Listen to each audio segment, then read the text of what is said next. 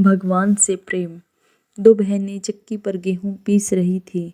पीसते पीसते एक बहन गेहूं के दाने खा भी रही थी। दूसरी बहन उसको बीच बीच में समझा रही थी, देख, अभी मत खा, घर जाकर आराम से बैठकर चुपड़ कर पूड़ी बनाकर खाएंगे। लेकिन फिर भी दूसरी बहन खा भी रही थी, पीस भी रही थी। कुछ देर बाद गेहूं पीसकर कनस्तर में डालकर दोनों घर की तरफ चल पड़ी। अचानक रास्ते में कीचड़ में गिरने से सारा आटा खराब हो गया। कबीर जी यह सब देख रहे थे तो उन्होंने कहा, आटो पड़ियो कीच में, कछु न आयो हाथ, पीसत पीसत चबायो, सो ही निभियो साथ। अर्थात समस्याओं से भरे जीवन में ही अपनी प्रीत परमात्मा से लगाए रखनी है, न कि अच्छा समय आने का इंतजार करना है। इसीलिए उठते बैठते सोते जागते दुनिया के काम करते हुए दिल उस सतगुरु या परमात्मा में लगाए रखो। एक नास्तिक व्यक्ति ने एक भगत से कहा कि भगवान तो होता ही नहीं है, तुम लोग व्यर्थ में अपना समय बर्बाद करते हो, हमने तो कभी देखा ही नहीं भगवान को, फिर हम कैसे मान लें कि भगवान होता है। तब उस भगत ने कहा कि भाई, तुम मुझे एक गिलास दूध ला कर दो। उस नास्तिक व्यक्ति ने उसे एक गिलास दूध दे दिया। तब उस भगत ने कहा, मैंने सुना है दूध में घी होता है, पर मुझे तो दिखाई ही नहीं दे रहा। तब उस नास्तिक व्यक्ति ने कहा, हाँ, दूध में घी होता है, पर घी प्राप्त करने के लिए घी प्राप्ति की विधि होती है, उससे ही घी प्राप्त हो सकता है। तब उस भगत ने कहा, वैसे ही परमात्मा प्राप्ति की भी विधि होती है, जो वेदों में वर्णित है, उससे ही परमात्मा की प्राप्ति हो सकती है। एक बुजुर्ग दरिया के किनारे पर जा रहे थे। एक जगह देखा कि दरिया की सतह से एक कछुआ निकला और पानी के किनारे पर आ गया। उसी किनारे से एक बड़े ही जहरीले बिच्छू ने दरिया के अंदर छलांग लगाई और कछुए की पीठ पर सवार हो गया। कछुए ने तैरना शुरू कर दिया। वह बुजुर्ग बड़े हैरान हुए। उन्होंने उस कछुए का पीछा करने की ठान ली। इसीलिए दरिया में तैरकर उस कछुए का पीछा किया। वह कछुआ दरिया के दूसरे किनारे पर जाकर रुक गया और बिच्छू उसकी पीठ से छलांग लगाकर दूसरे किनारे पर चढ़ गया और आगे चलना शुरू कर दिया। वह बुजुर्ग भी उसके पीछे चलते रहे।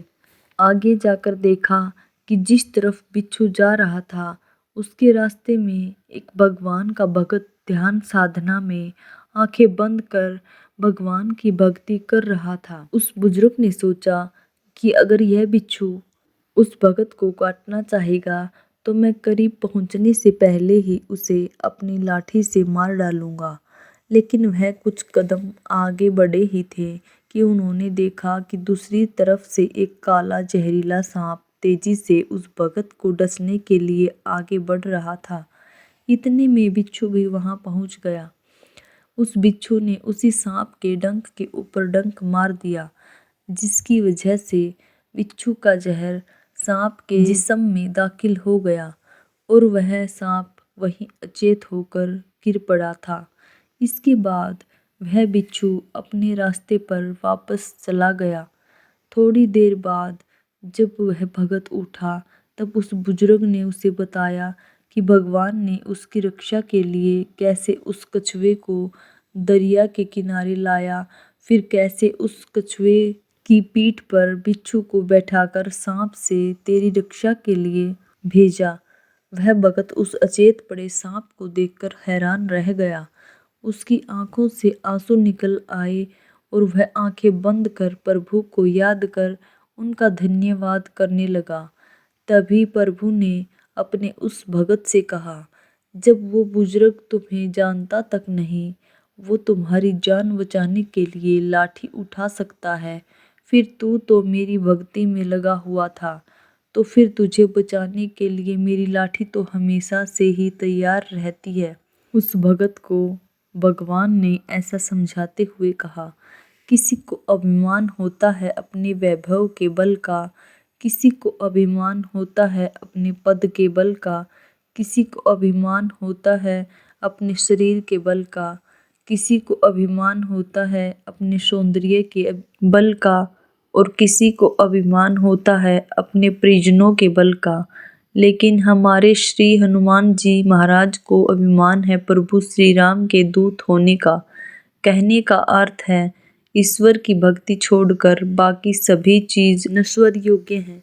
इसीलिए हमें ये शिक्षा श्री हनुमान जी से लेनी चाहिए। ये अभिमान हमें ईश्वर के स्वरूप के होने का गर्व महसूस कराता है, न कि अहंकार। अगर अभिमान ही करना है तो ईश्वर के सेवक होने का करो, जो इस संसार में हमेशा के लिए आदि अनंत है, अर्थात जिसके प्रभाव से हम क्रोध, द्वेष, ईर्ष्या, मोह और अहंकार से दूर रहते हैं। इसीलिए हमें ईश्वर की भक्ति, सेवा का अभिमान, गर्व होना चाहिए, क्योंकि ईश्वर की भक्ति अनंत है और इस पवित्र सेवा में ही सब कुछ निहित है। क्योंकि आप जो चाहो वो वस्तु प्राप्त हो जाती है, केवल किसी का बुरा छोड़कर। Please channel subscribe. जय जय श्री सीताराम।